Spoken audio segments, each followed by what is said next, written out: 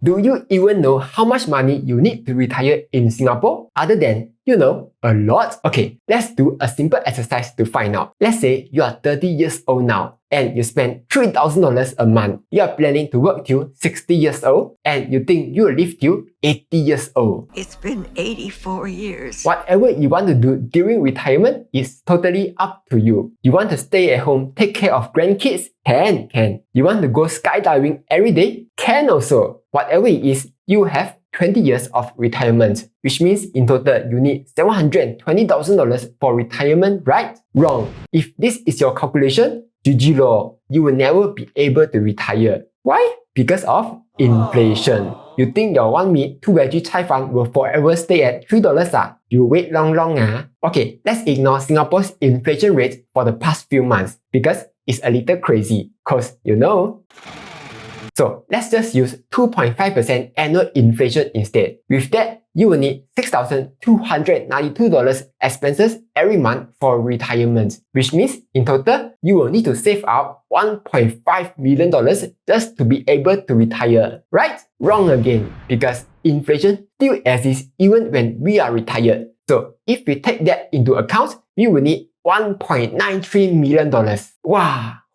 Bo, no need to retire lor. But don't scared. Thankfully, as Singaporeans, we have something magical called CPF, where starting at 65 years old, CPF will give us a fixed payout every month for as long as we live. Hola! But with many of us using our CPF money to pay for our houses, chances are CPF payouts may not be enough for our retirement. That's why we also need to save and invest in order to make sure we have enough money to retire. But how much is enough? Is it 500k? Is it $1 million?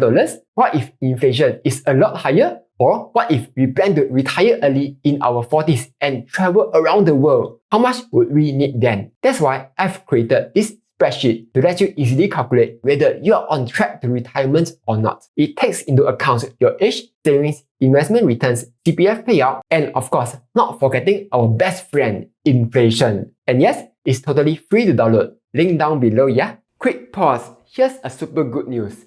Weeboo's Fund Any Amount promo is now back. By just funding any amount and keeping the money there for 30 days, you'll get a total of 8 free stocks, all without doing any trading. So essentially, they are giving away free money. Each stock is worth anywhere from $3 all the way to $100, which means you'll get up to 800 USD worth of free shares. Besides that, you will also get to enjoy awesome features with Weeboo, such as the $0 commission free trades, auto investment, which lets you easily dollar cost average into your favorite stocks. So if you have not signed up to Weeboo yet, you can sign up using my link down below. With that being said, let's get back to the video. Alright, let's go through this calculator together. For this demo, let me introduce John. John is a programmer who has a pay of $4,000. John is now 28 years old, has a beautiful wife, 2 cute children, and a cute little puppy. John plans to work until he retires at 60 years old and expects to live up to 85 years old. This means that John will be working for another 32 years till he reaches retirement, after which he will have 25 years to enjoy his retirement. Every month, John spends $150 on transport, $1,000 on food, because remember, he has a wife, 2 kids, and a cute puppy. He spends $500 on leisure and $1,000 on other stuff, which includes school fees, utilities, insurance payments, parents' allowance, and so on. So in total, John spends $2,650 per month, but maybe after retirement, John's kids have all grown up and he no longer needs to spend as much. So maybe he will only be spending 80% of his current amount. Next, we also need to factor in inflation to find out what the total monthly expenses will be at the point of retirement. Let's say from now on, the annual inflation will be 3%. This means when he retires at 60 years old, his monthly expenses would reach $5,459. Let's continue on. At 28 years old, John has saved up $10,000, which is not too bad, yeah? As for his investments, as he has watched Kelvin learn investing since young, he knows the importance of investing. So he has invested a total of $20,000. Every month, after contributing to CPF and paying for expenses, he has $550 leftover money. which he then puts $100 into savings and the remaining $450 into investments. And because John is a smart guy, he's parking his savings in a high-yield savings account, which gives an average 1% interest. Okay, I know high-yield savings accounts are easily giving more than 3.5% now, but we are talking about the long term here, yeah? So 1% is a reasonable number. Next, John doesn't anyhow YOLO his money into random meme stocks and cryptos, but instead invests into good stocks and ETFs. So he's getting an annualized 8% return every year. But after retirement,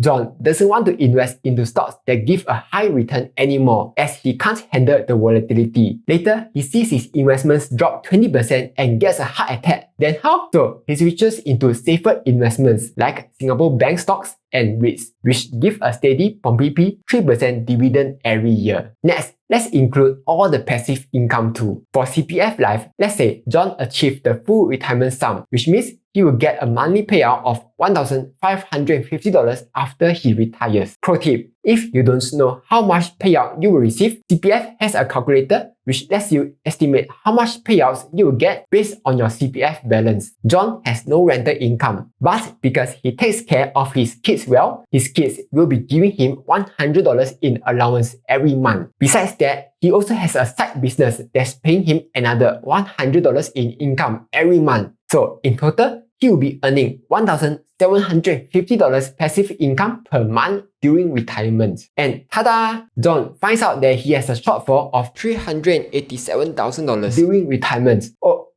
According to this chart, he will run out of money at 82 years old. Then how? Luckily, there are a few things John can do. First, he can try reducing his expenses by $300 and he would no longer run out of money during retirement. But maybe those are his necessary expenses like school fees and insurance payments. So he can't really cut his expenses by that much. In that case, he could try finding a better paying job so that he will have more money to contribute towards investments. So let's say if he just increases his money investment contributions to $1,000, he will now have enough money for retirement. But maybe John doesn't want to work till 60 years old. Maybe he wants to retire by 45 years old and travel around the world. With his current income and expenses, he will run out of money in his 50s. So what can he do to fix this? First, he can try cutting down his expenses. And because he's retiring at such an early age, he can continue investing into stocks and ETFs that could give a slightly higher return during retirement. If that's still not enough, he will need to find a better paying job so that he can increase his investments even more. Or consider migrating to somewhere that has a much lower cost of living so that his post-retirement expenses will be a lot lower, like that Jin girl who moved to Bali and was able to retire by 38 years old. So that was a quick demo on how to find out whether you are on track to having enough for your retirement or not. All in all, retirement can be a scary thing, especially when there's high inflation and we are living in an expensive city. That's why it's important to find out how much we need for retirement, because by doing so, we will then be able to start planning for it early in our life to make sure that we have enough to live comfortably. Anyway, that's all for this video. Like, share and subscribe as I'll be posting new videos every Monday, Wednesday and Friday.